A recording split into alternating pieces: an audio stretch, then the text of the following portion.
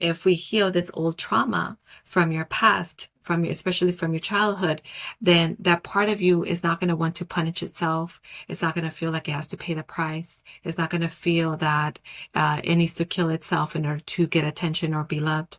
And if we heal this sort of mental programs of this is as good as it's going to get, or I deserve this, or I'm not good enough, then again, you created a clean slate. You turn the page in your book, and now you have a blank page, and now you can start designing your story.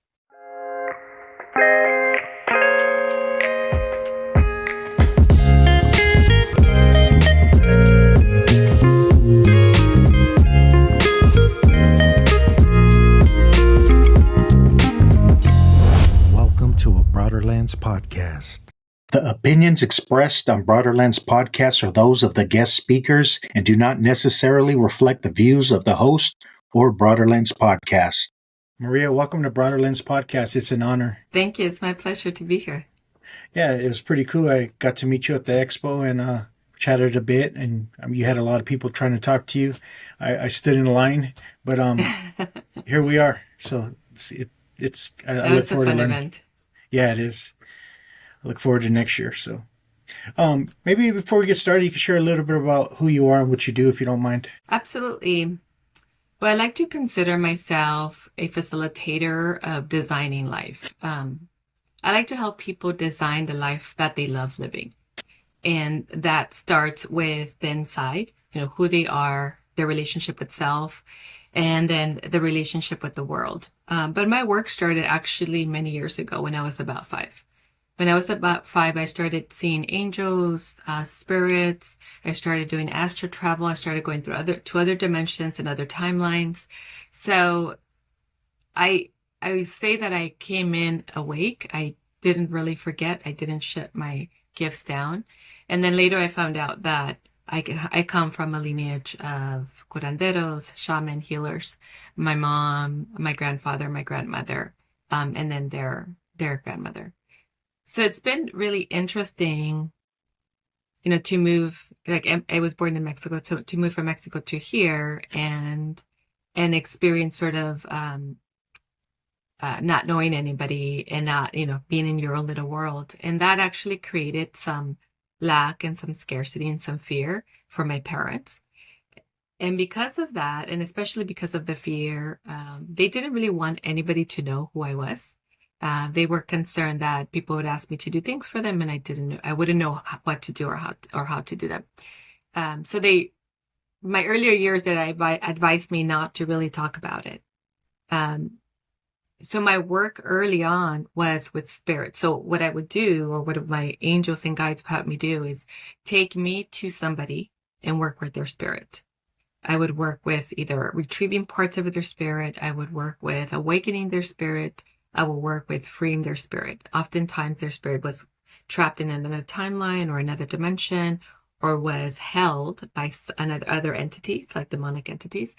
So I would help free them. And at that age, obviously, I wasn't conscious about this is the work that I'm doing, but I was really guided by my divine team. Archangel Michael has always been on my side. Mother Mary, Jesus, the other archangels, and then other guides that came in that were from my ancestral path, and others that had signed up to help me during this time. And they would guide me to do what I needed to do. They would give me the resources to accomplish the task at hand. And then it was done. And it became sort of very natural for me to be in other dimensions and other worlds.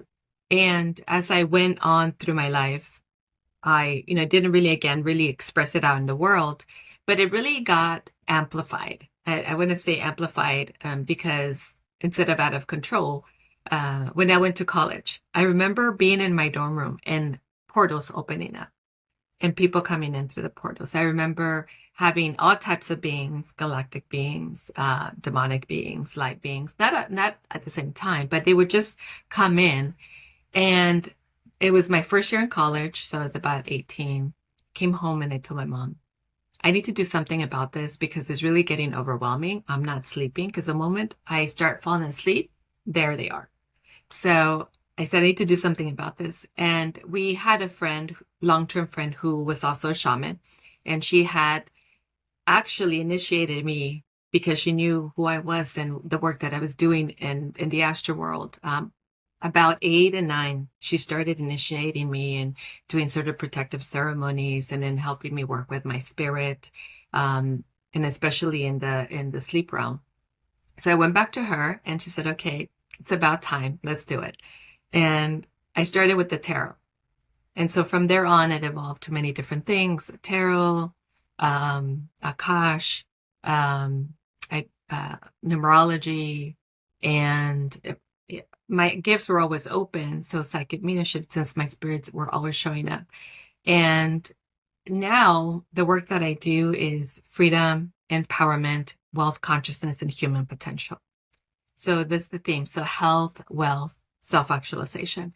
And when I work with people, what I like to do is, first of all, to help them be free. Because once you're free, you have free will. You can make decisions about what you want in life, what you want to create in life.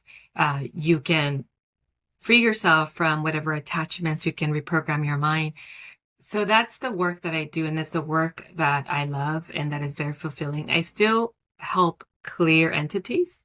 And I remember there was a time where I was doing just that. I was just going into dark places and helping people restore their light and vitality and life force and spirit. And I had a conversation with God, source, universe, my higher self, and I said, I love my mission. I love that I'm here to do something for humanity. But I'm ready to experience more joy in my life. I'm ready to just wake up and feel the joy in my life. So I said, I will continue to do that work that I came here to do, but I want to do other things that bring me joy. And that's when I started incorporating uh, designing your life. So working on health and living your best life from that place, because we often neglect it. Actualizing, so human potential, because we want to access all of our potential, both as a human and as a divine human. And then create that relationships, like with our kids, with their parents, with their siblings, the relationships that are, have deep connection, that have great communication, that have openness. And of course, wealth legacy. I wanted to create something for my kids. So that's where, they started introducing new people to me in terms of clients to work in those areas. And then my work broadened to designing the life that you love, looking at those 3 areas of your life. And then from there, obviously looking at, well, where do we need to go? Do we need to go to the inner child? Where do we need to go to another timeline? Where do we need to go to the galactic connection? So it takes me wherever I need to go to help individuals live a fulfilled, impactful, purposeful, and wealthy life. I wanted to ask you a quick question. I find it's pretty funny because most daughters that are coming home to their mothers are talking probably about boys, what they did, but you're talking about having a portal in your dorm where you're staying. Mm-hmm. That I think that's pretty. That's pretty funny, but it's pretty profound at the same time. I had a quick question. Why does it seem like in the spiritual communities, this type of discussions are a no-no, even in the spiritual communities? For some, not all spiritual communities, but sometimes people don't want to talk about the paranormal, other entities, the spirit world. They kind of like block that off in some arenas, not everyone. How does it all go together? I think I think it has to do with the work that you do. For instance, if you're just doing a certain type of spiritual work and you're not really working with entities, or you don't really see them, or you can't sense them, then you're not really having those conversations. For me, that's what they showed me. Especially when the dimensions were open and different entities would come in. So I was pretty aware of them from a very, very early age, and also because I was part of my mission. So in the conversations that I have, and especially with my groups, we look at that. We look at total freedom. So we want to look at if there's any interference, any attachments, anything that is sabotaging, anything that is affecting your free will and your divine will to choose. I know that we now talk about higher vibration and higher consciousness, and that's really what we want to do because everything is energy. So and my work has evolved, by the way. So meaning that the way I clear an entity now is very different than I did in the past, because just the frequencies that have come in, that the new guides have come in with me.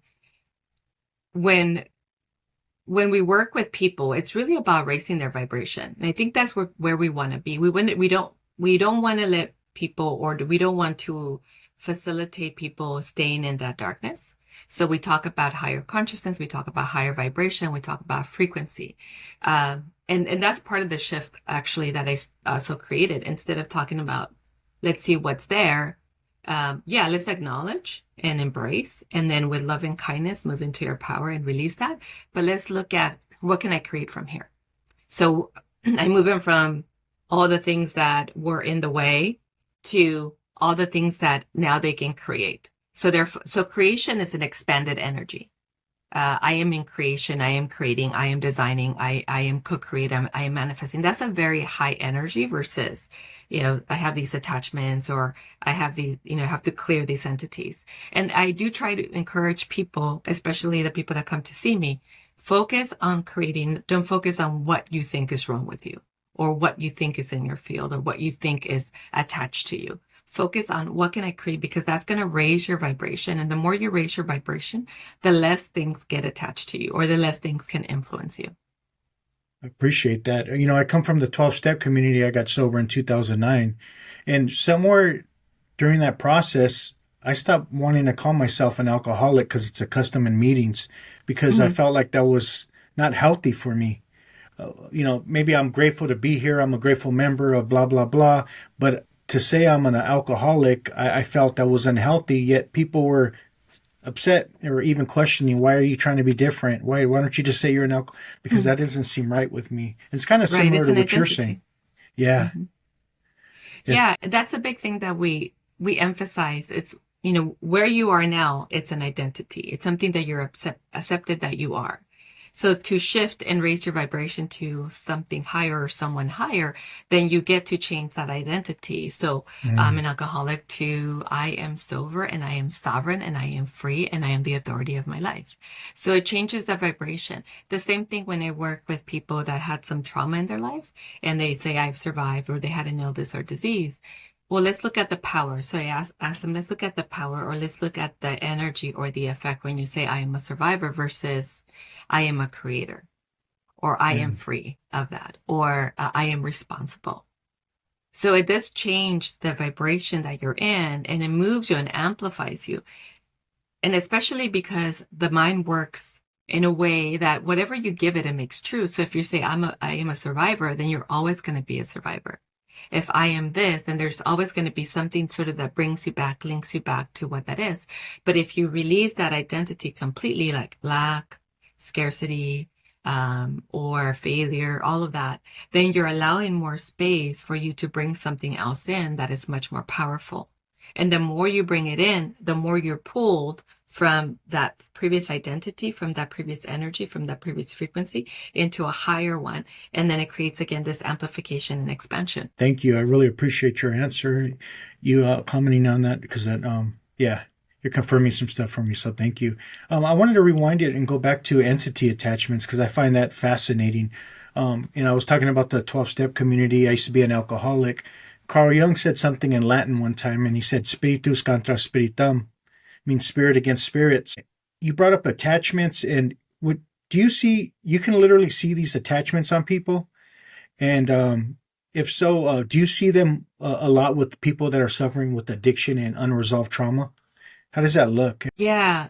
And that's a really good question, because that's where I find them the most, with somebody that has experiencing trauma, somebody that is experiencing like a mental illness, somebody that's experiencing an illness, like a diagnosis, somebody who, and trauma is across the board: mental, physical, emotional, energetic, and sexual.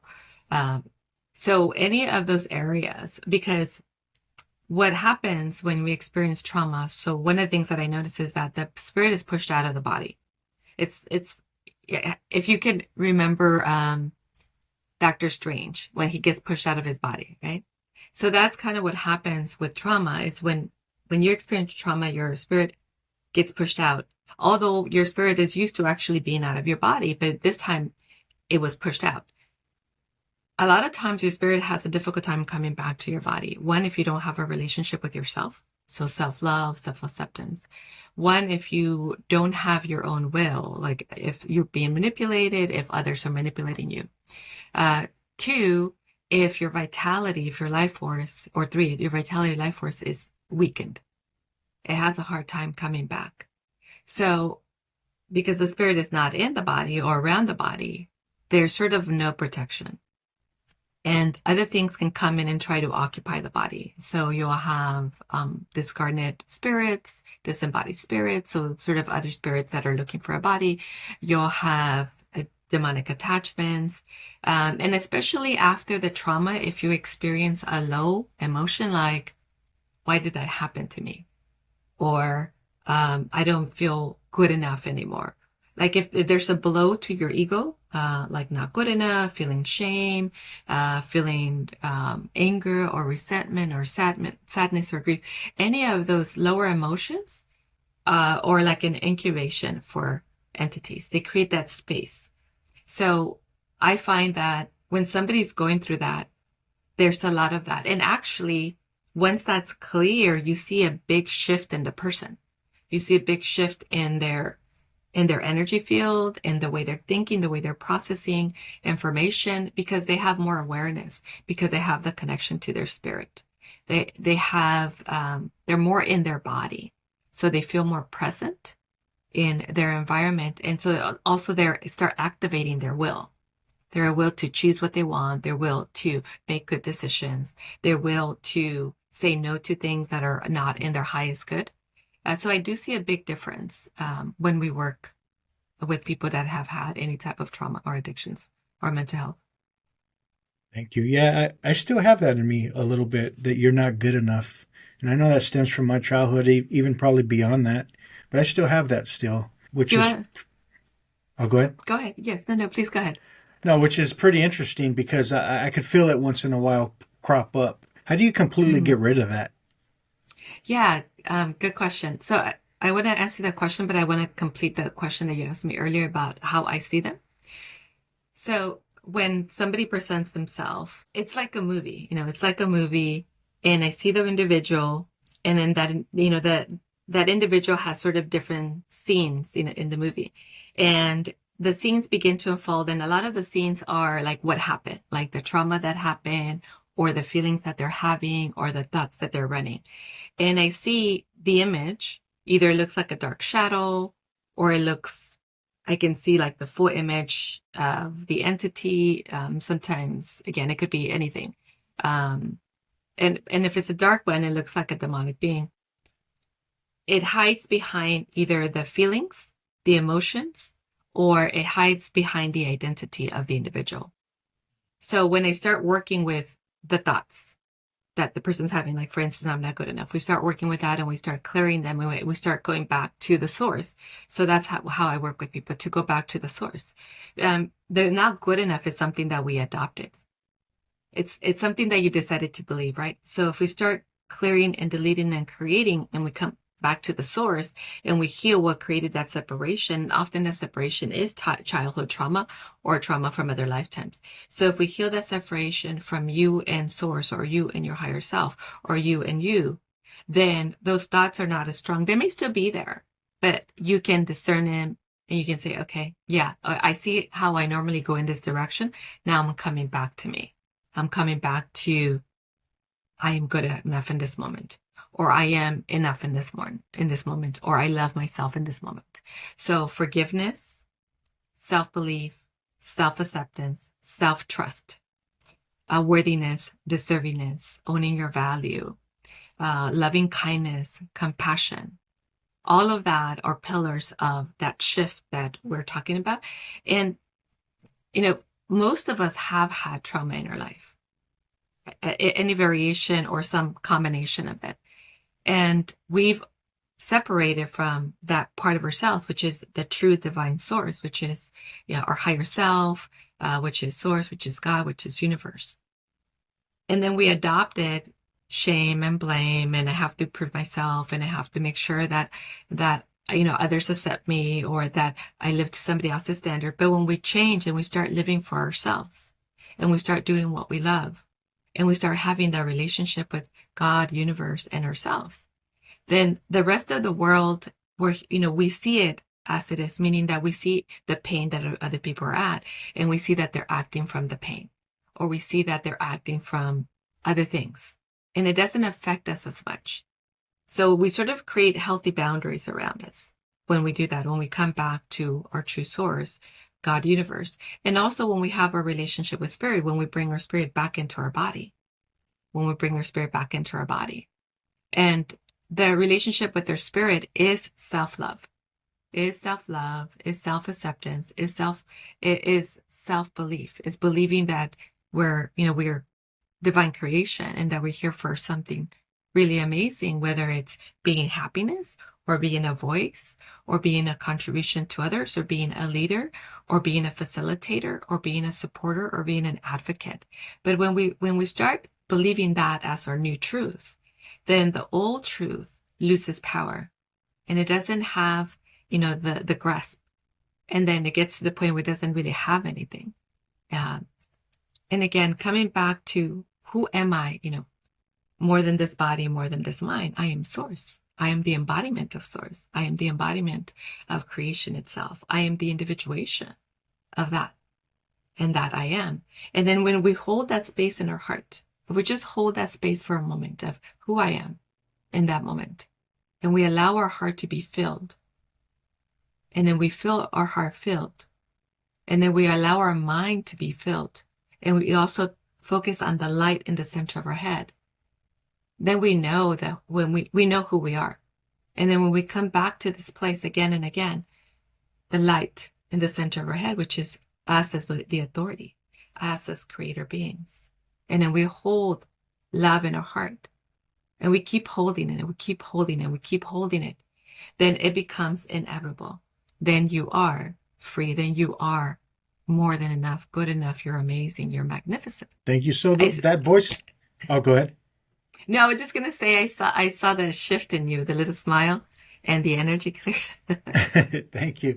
Yeah. So like that voice in the head, it still can play out a little bit, right? You might still hear the voice, I'm not good enough, but the more aware you are, the less power you give it. Is that how it works? Yes. And the more you can continue to talk to that inner child, you're free, you're safe, you're powerful, you're lovable, you're divine. Instead of like doing the opposite, right? Yes. So when you hear that voice, so it's the same thing with fear, right? Fear, and it's part of that voice. I always say that when you hear something that is not what you truly want to hear, or especially if you're doing something big, you're contributing to the world, you have a big project in front of you, you decided to quantum leap into the next version of you, everything in between where you are and where you want to be is going to come up. So all of those layers, so all the pain that is unresolved, all the thoughts, the mental models, the mental programs, the paradigms that are still kind of lingering that you haven't completed are going to come up. But it's really an opportunity. It's really an opportunity. The fears. So the fear of, what if you fail? What if you're rejected? What if you're humiliated? What if you're shamed? What if, this doesn't work? So all of that is really an opportunity.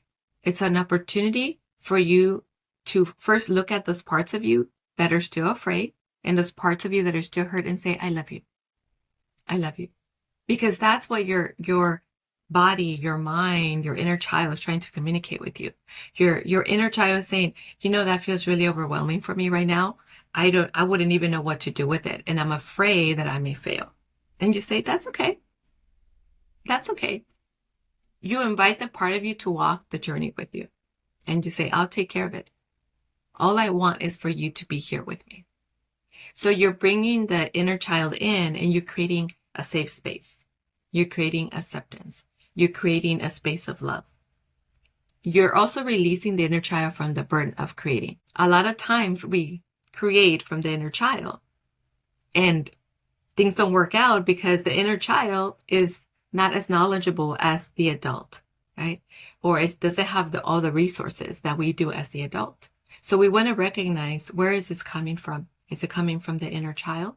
Is it coming from an old part of me that feels self-anger or self-hatred or self-rejection? And you want to fill that space with love. It's like having little children, right? And you notice when they're not happy and you're like, come here, let me, what can I do for you? Let's have this conversation. And you talk to them and you hear in that moment, oh, I couldn't do this. Don't worry about it. Try again. You'll be fine. It's practice. And you talk to them. You talk to your children, or to your nieces and to your nephews or people that you love around you. And you say, it's okay. It's going to be fine. You're going to be okay. Just keep trying. I love you. Because really that's what we seek, love. We seek love, we seek acceptance, we seek connection, we seek belonging. And if you can offer that to all those parts of you, then all those parts of you begin to integrate, begin to come home, begin to feel safe, begin to feel accepted, begin to feel empowered and resourceful, and then begin to tap into joy, into wonder, into happiness. So that's the process. Yeah, thank you. I wanted to go back to trauma. I know some people don't like that word. Some people say it's a little too trendy, but I like to try to understand, not to stay in victim mode or anything. But trauma, you hear a lot of doctors like Gabor Mate, and I talked to Debbie about this a little bit. They talk about trauma and they connect it with all kinds of new diseases that are popping up in people, along with, addiction. The underlying cause is unresolved trauma. But they don't talk about past life trauma or ancestral trauma, which is even at a deeper level. And I would love for you to touch on that. What does ancestral trauma or past life trauma look like? And how do we heal from that, if you don't mind? Yeah, absolutely. So the ancestral trauma, it's your ancestral lineage, right? So let's say that your family, and so this is just an example. Let's say that your family were Native American and they had their land, they were living their life, they had their tribe, and then settlers came in took over the land. They were dislocated. Some of them were killed. Some of them died from disease or starvation. So now there's that trauma. So we're looking at it as starvation. We're looking at it as even torture. We're looking at dislocation. So not having a place to belong. So we look at what that event created for that person, and then how that event sort of plays out in the different generations, and how is that playing out here. And so I start with the individual. I look at the individual, and then we go back the generations, however many generations, up to 17, and sometimes actually we go into other generations, even past that. But usually we go back 17. And we look at what was the trauma. And oftentimes we know, right? We know that, your grandparents died of some disease. Your grandparents, struggled. Your grandparents either were, had a specific type of job or role. And we know what that was, whether it was successful or not successful. And we know what that did to their kids. And we know that what their kids, what they carried. So we look at what you're carrying, the person I'm working with. What is it? What is that pain and your inability to self-actualize? So either inability to self-actualize wealth and prosperity, or your inability to self-actualize health and vitality, or your inability to self-actualize love and relationships, or your inability to self-actualize yourself. And then we go back and we start opening. Well, we go back down to 17 generations. And then we also look at the timelines. The timelines or lifetimes, they kind of open up like a fan. And it's like a file that starts giving me information of not necessarily what happened, but the specific event connected to like what the person took from that. So I want to go back and explain a little bit. See, we want to go back. So this is part of the healing. So where I take everybody is to that place that we were talking about earlier. We are creation, right? We are individuation of source. We're not victims to anything. We're not victims to what happens in our environment. we're all beings of light. And especially the people that we're surrounded, like your parents, your children, your friends, your siblings, we're part of the same soul family. People that you interact that there's a significant relationship or a significant challenge. We decided before coming in to this life, I decided to enroll the people around me and say, okay, in this lifetime, I want you to teach me how to love myself. In this lifetime, I want you to teach me or help me learn how to love myself, how to accept myself, how to know that I'm good enough. And they said, okay, but they didn't tell me how they would do it. They just agreed, right? So we have an agreement or a contract. Now, when they come into this life, and because times evolve, in this life, they show me by either creating rejection or rejecting me, or by, let's say in a relationship, by cheating on me. So they show me in different ways. And my role is not to be in pain about that, is not to be the victim of that, is to look at and say, what do I need to learn about myself? Because this is about me. That person is just showing me what I'm here to learn, what I'm here to do in this world, what I'm here to ascend to. So then I get to look at myself and look at, first of all, how am I relating to this event? Am I relating in lack, in scarcity, in unworthiness? So those are the things I get to heal. And the thing that I get to bring in is that self-love. So they're creating something in me so that I can evolve. And then I get to attain what I'm here, what I said I wanted to attain, which is either forgiveness or love or self-acceptance. So when I work with people or groups of people and we're looking at ancestral healing, we look at those major areas, lack, scarcity, or we look at something specific. When somebody says, I'm not able to hold money or create money. So we look at the poverty consciousness, we look at the poverty contracts, we look at if in their family they lost money, or money was taken, or land was taken, or something of value that created that victimization. And then we go back and heal that victimization. And it's through the awakening that nothing's really lost, right? It's the belief that I am a victim to this. It's the belief that I am powerless to this. It's the belief that I don't have the power to resolve this. And we can move them back into what they came here to learn, which is I am wealth consciousness. And I've seen this many times where money starts coming back to them in different ways. And then if we look at somebody that has that they're saying, I'm not able to express my gifts. I'm not able to unlock my third eye. So we look at their past lives and we look at any contracts that they have or anything that came through their lineage. Like if there was another healer in their family, there was another shaman in their family, there was another teacher in their family that experienced torture, experienced persecution, experienced trauma, and they decided to shut their gifts down, or decided that was too unsafe to do, and they passed it on to everybody else. Or if we look at the timelines, we're looking for that similar, but also torture or anything else where at that person, because we make those decisions, where the person decided, I can't do this, it's not unsafe, or this brings me lots of pain, or when I see too much and it's too painful. So different things like that, different things that we decide, because we are creating everything. We're co-creating with the divine. We're co-creating with everybody around us. And when we can identify what we decided and the design around that and the architect around that, then we can change that. We can choose, we can heal that part of ourselves, and then we can start choosing. So it's a reset. It's either a collapse in the timelines, or it's a reset, or it's a completion of contracts, it's completion of agreements. And of course, it's the healing, the higher healing that we bring into the ancestral lineage, as well as to the different lifetimes. And it's also a reintegration of the soul fragments that are sort of scattered, that they're in that sort of cycle of trauma. And as we integrate, then we're more whole here. We're more self-actualized. We're more present in this lifetime. We're accessing more of our potential. We're accessing more of our divine genius. Thank you.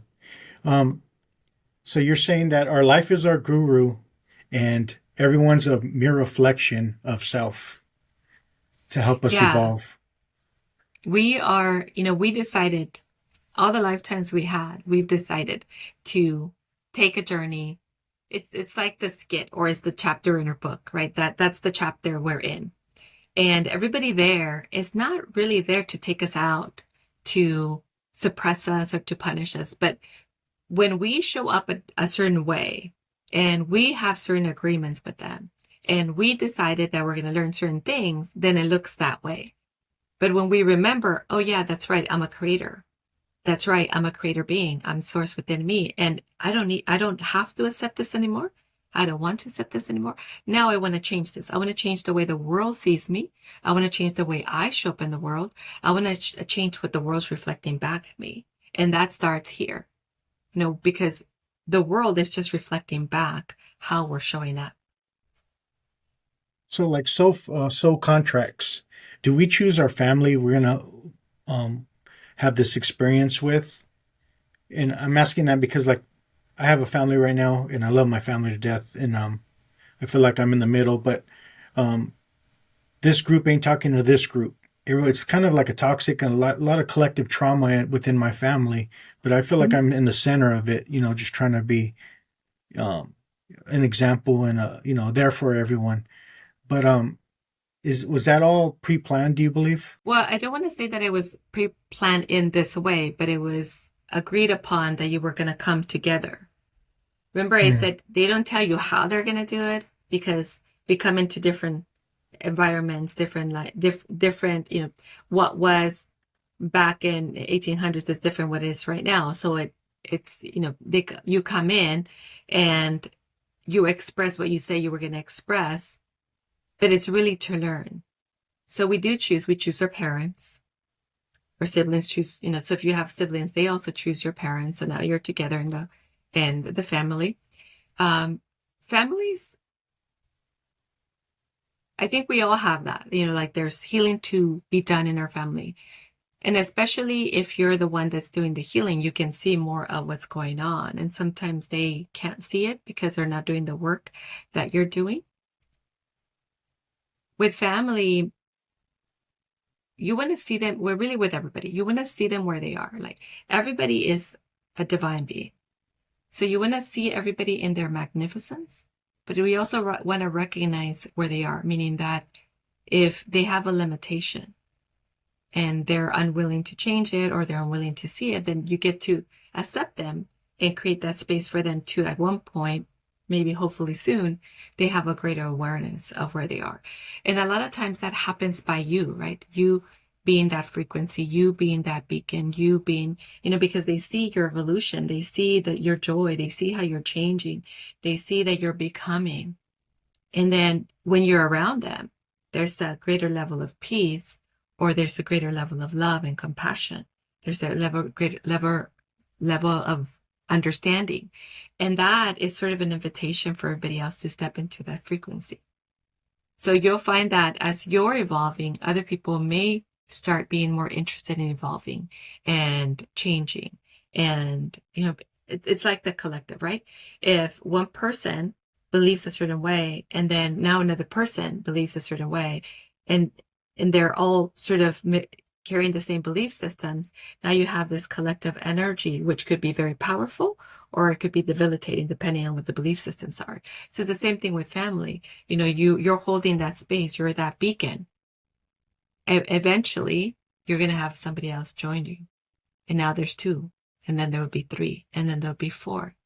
And so you're creating that space. You're the way shower. You're the pioneer in your family. And you also agree to be that person, especially if you feel like I'm in the middle and I can kind of see where everything's going on. You agree to be that person for everybody.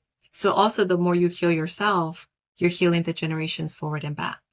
And that includes, your parents, your grandparents, and your siblings, because it's the lineage. It's the bloodline. Hate to sound like I'm asking similar questions, but I want to emphasize this because I love your perspective on in your insights on this. What does it look like when someone's disconnected with self? And what does it look like when someone is really connected to their true self and their own inner power? Mm-hmm. Yes. So when somebody is disconnected from themselves, their physical symptoms, but in their emotional symptoms. Some of the emotional symptoms is that they're running at lower vibration, like they're either getting too frustrated too quickly, they get impatient, they even run anger or rage. They may be judgmental, often very judgmental, either of themselves or others. And they don't feel grounded. They feel like their energy is just in a constant movement. So that's the disconnection. When they're connected to themselves, and especially spirit being in their body, there's a calm, there's a serenity, there's a harmony, there's peace. And you feel them being grounded. You feel them like being very present. You don't notice like the distraction or the confusion or the fog. And sometimes you can even see it, like they don't necessarily look at you. They'll look down. They look like their mind is somewhere else. That's when they're disconnected. That's when their spirit is not fully in their body. Appreciate that. Free will. I want to go back to free will because I love what you have to say on free will. What is it, free will, and what does it look like when our free will is hijacked? Okay. So free will is really your ability to choose. Your ability to choose. Like we are creation, right? But that's what we have. That's what makes us different. We have the ability to choose either to incarnate, not incarnate, to play a certain role and not play a certain role. We have the ability to choose, I want to do that, I don't want to do that. We have the ability to decide, who we're going to be in the world. That's not dictated. So that's free will. You get to decide. That is your divine power. You get to decide that you're going to be, an influencer, a great way shower in the world, that you're going to create powerful impact in the world, that you get to decide that you can embody your greatness. You get to decide that you're going to create a space of compassion and loving kindness. You get to decide that you're powerful. So all of that is free will. You're making decisions. You're making clear. So I want to say this, though. I want to back it up a little bit. We're constantly making decisions, right? We're even by not making a decision, we're making a decision. But it's when you're doing it fully present and clear of the highest good for all in yourself. So it's not just for you, it's for all. When we're making decisions that are for the highest good. And I say that because, somebody can make a decision to hurt somebody else, right? That's still free will, and there's a consequence to that, right? There's a consequence to that. So free will is you having the ability to choose, knowing that there's the consequences, and the consequences are based on, what kind of decisions are you making? When it's hijacked, when your free will is hijacked, oftentimes is when there are entity attachments. Oftentimes is when your spirit is not in your body. Oftentimes are when there's a walk-in in your body or a demonic demonic energy in your body, and you are not yourself. You're not living up to your potential. You're not making good choices that are in the highest good for you or humanity. That this is all kinds of choices, like what you're eating, what you're taking in, what types of things that you do. And also what that looks like is illness. It looks like illness, mental illness, depression, anxiety.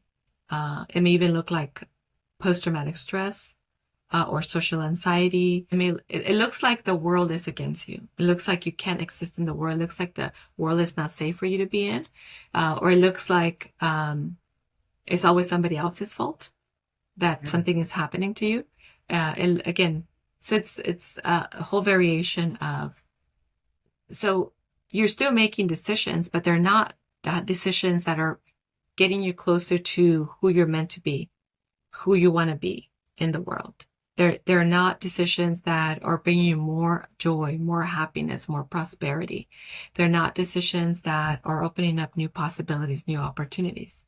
They're decisions that keep where you feel lost. You're spiraling out of control. I know Joe Dispenza, and I love Joe Dispenza. He talks about in today's world, with all the information going around, ignorance is a choice. But I kind of disagree a little bit, because when you're stuck in a lot of the trauma or you have all these attachments, it's hard to make a choice. You lose the ability of choice when you have this addiction going on. Would Mhm. you agree? I agree what you said about his statement. We still have choice. Remember, I say, even if you're not making a decision, that's still choosing. So you're choosing not to make the decision. So we Mm. still have that. But it's when we're not doing what's in our highest good. So when we're not doing, like when we don't have the motivation, we don't have the commitment, we don't have the drive, we don't have the conviction to do what's in our highest good or good for humanity or good for our kids, when something else is bigger than us, because that something else has a hold on us.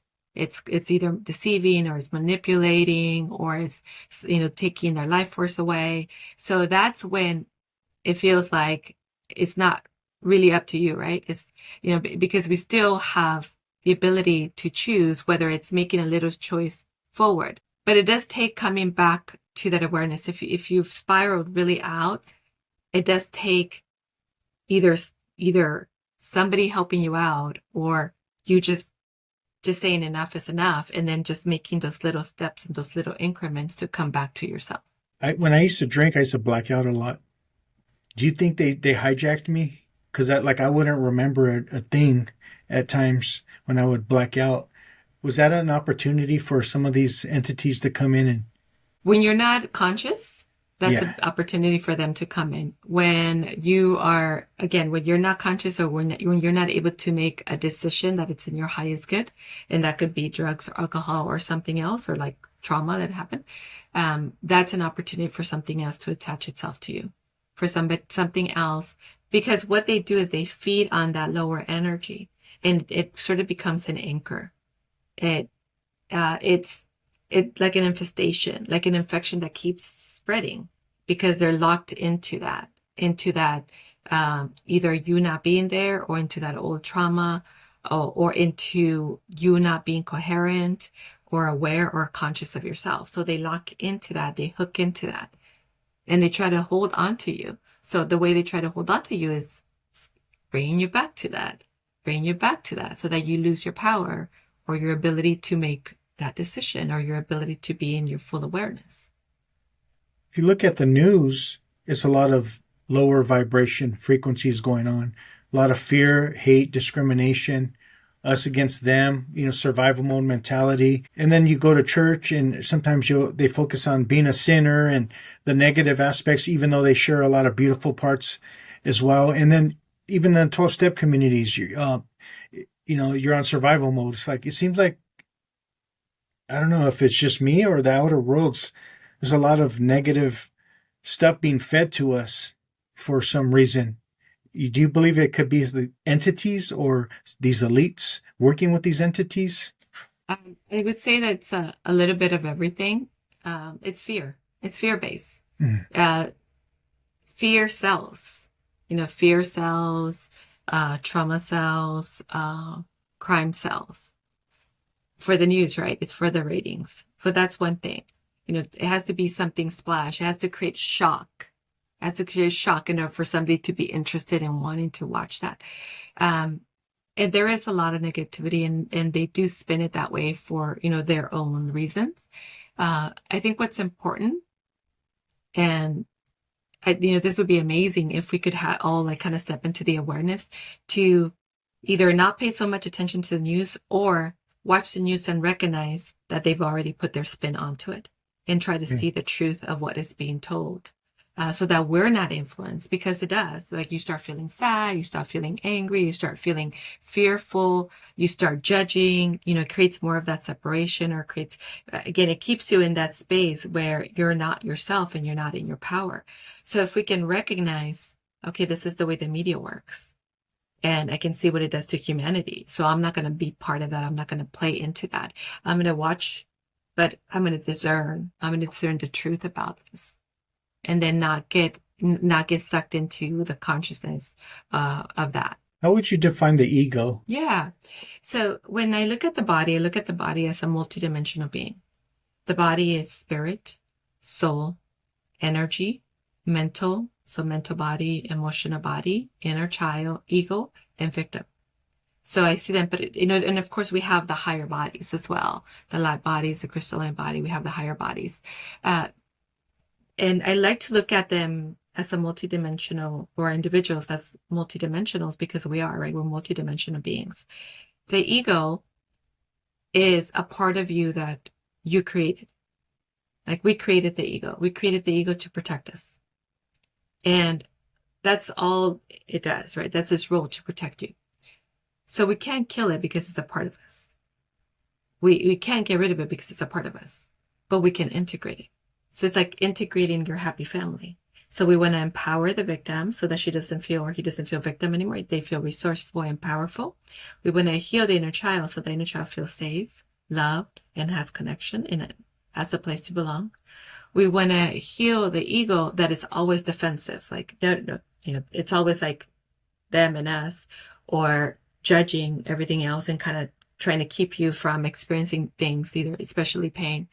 So we want to heal that part of ourselves because it did serve us at one point, right? But now, as we're evolving, and now as we're stepping into our higher frequencies and higher states of consciousness, we can see the ego with love and compassion as a part of us that served us really well, because that's what we needed at the time. That's why we created it. We created it from where we were. So now that we're higher evolved, we can invite either the ego to step in and now be part of the family, or we can give it a different role because it's part of who we are. Thank you. I'm going to pull something out from your website and let you touch on that. Divine genetics and cellular reactivation. And you talk about 4 points, that 4 benefits in your website. And the first one was genetic empowerment. Maybe you can touch on that for us briefly. Yeah. So when we look at who we are, right, we have ultimate potential. We are not limited by any means. The limitations that we've experienced are limitations that either we accepted from our family, from society, or even from ourselves. But when we look at our, genetic empowerment, first of all, we're tapping into the truth of who we are, the DNA of who we are, which is angelic, which is source, which is God, which is universe, which is galactic. And when we can tap into that, and we can start activating that part of ourselves, we're activating our genius, we're activating our healing protocols, we're activating higher frequencies within ourselves. And that is not just healing ourselves, but because it's our DNA, we're healing our children, and we're healing, again, this is part of the ancestral healing that I do as well.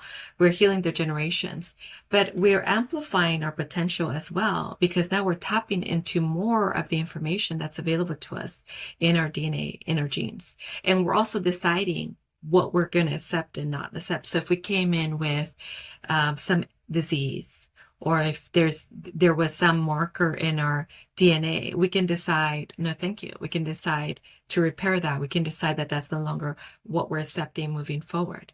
So the empowerment about activating that is that you can truly change and you can truly heal who you are.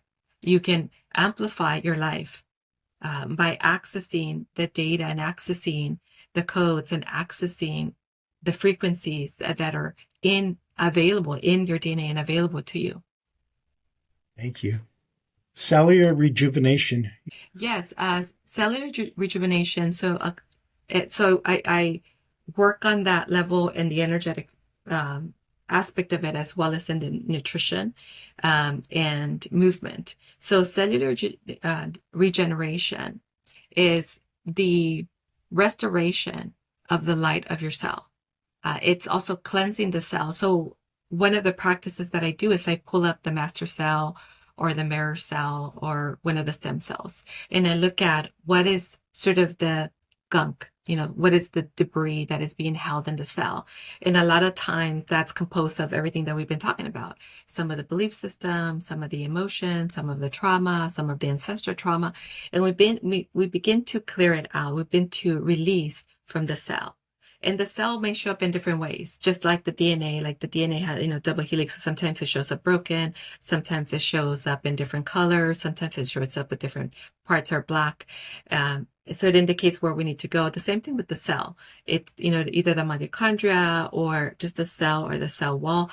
And it'll show whether it has toxicity and what toxicity that is, whether it's environmental toxicity or emotional toxicity or other type of chemicals or viral. And then we clear it we clear it. And then once we clear it, especially the master cell, then we can reintegrate it back into your body. And then the master cell, it's the God cell. It indicates to all the other cells what they need to do to mirror it.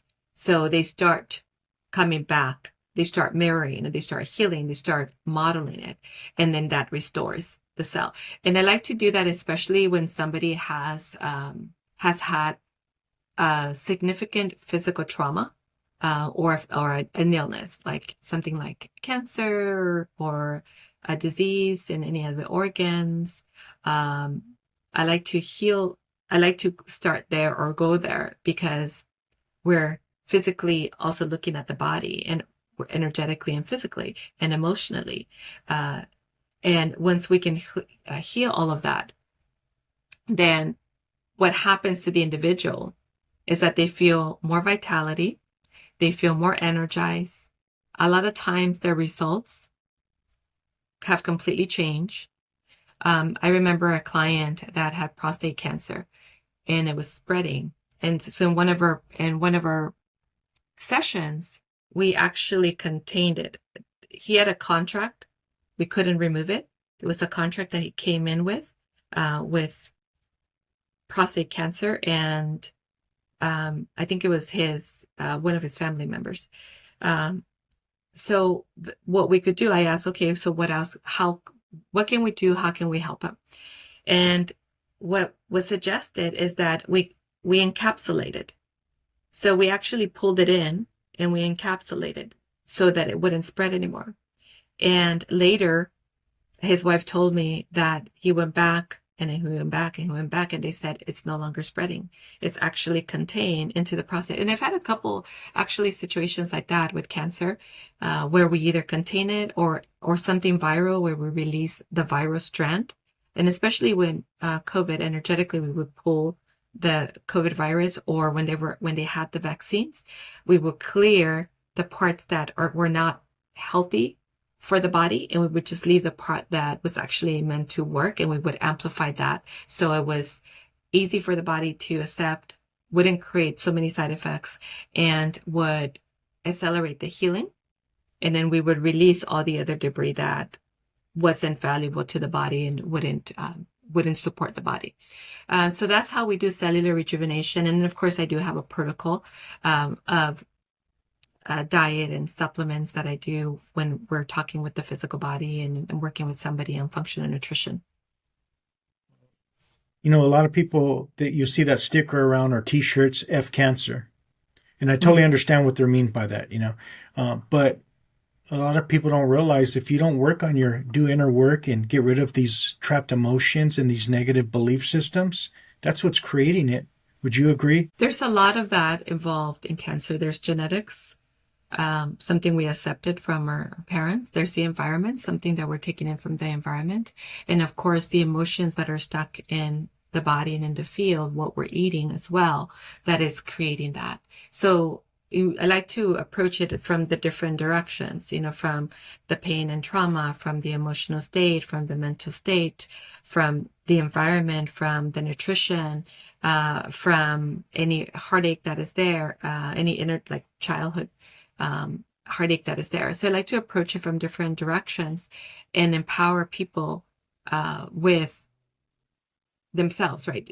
Because they're now understanding themselves and the belief systems that they had and what they accepted in life and what they ate that created this, knowing that it's reversible, knowing that we can, if we release these things from your body, if we detoxify either neurotoxicity or cellular detoxification, then there's going to be a different environment in your system. If we take these supplements, there's going to be a different support, higher energy, higher frequency in your system. If we heal this old trauma from your past, especially from your childhood, then that part of you is not going to want to punish itself. It's not going to feel like it has to pay the price. It's not going to feel that it needs to kill itself in order to get attention or be loved. And if we heal this sort of mental programs of this is as good as it's going to get, or I deserve this, or I'm not good enough, then again, you created a clean slate. You turn the page in your book, and now you have a blank page, and now you can start designing your story. Intuition enhancement. Yeah, it's really about, first of all, unlocking your third eye. So unlocking your third eye, unlocking so your clairvoyance, your clairaudience, and your clairsentient, and your claircognizant. So it's your ability to really know, your ability to see, trust, understand, feel, all of that. And then also the relationship with yourself is trusting yourself that often lacks or affects your intuition. So a lot of times we do have those gifts, but if we don't trust ourselves because we're judging ourselves from the past, then we're not trusting our intuition. We're looking for the information outside. We're asking for other people's opinion, but we're not really feeling into what is in my highest good, or, what is good for me? What am I being called to do now? How am I being called to serve, or what is this opportunity for me now? So it's really about that, again, that relationship itself again, and coming back to trusting and believing in yourself, regardless of what happened in the past, regardless of what you went through, obviously healing those parts, but not basing who you are now and what you can do in your abilities on what happened in the past, but really unlocking your true potential, unlocking your ability to discern, unlocking your ability to sense, unlocking your ability to download information, unlocking your ability to go beyond the five senses. I'm going to have you touch on the last two, emotional resilience and spiritual alignment. Yes, emotional resilience is we go through different things in life. And if everything makes us feel sad, or if everything makes us feel depressed, or everything makes us feel pity, or takes us to the victim energy, then we're not fully expressing ourselves, and we're letting life create for us. So things in life, events in life create for us. And emotional resilience is your ability to come back to that center. Is your ability to come back to that source. Is your ability to come back to balance. Is the ability to come back to you. So it doesn't matter what happens in your life. You feel, so you have the resource within you that regardless how big it is, and even if you don't have the answer in the moment, that the answer is going to come to you. You feel like, okay, this is overwhelming. Feels really heavy, very, very, just bigger than me. I'm just going to take a breath and then allow the first step to show up, allow the first direction to show up. So it's managing your emotions. It's managing what's in front of you. It's trusting yourself and then looking into yourself for the next step forward, trusting the divine within you. And also allowing yourself to feel what you feel, because sometimes, like, all of a sudden we feel angry because something happened. So allowing yourself to feel it, but not get caught up in it, not get caught up in anger, in fear, in hatred, in resentment or regret, or shame or blame. Is your ability to bounce back from whatever is happening around you, discern, come back to self, see where you are, feel the resources within you, be able to walk forward one step at a time. Appreciate that. Yeah. Appreciate that. And my last question is, what's your conception of God, or your understanding of what people call God or source? Well, for me, I mean, I've always had a relationship with God, and I also call him source. I also call him the divine. I also call him universe.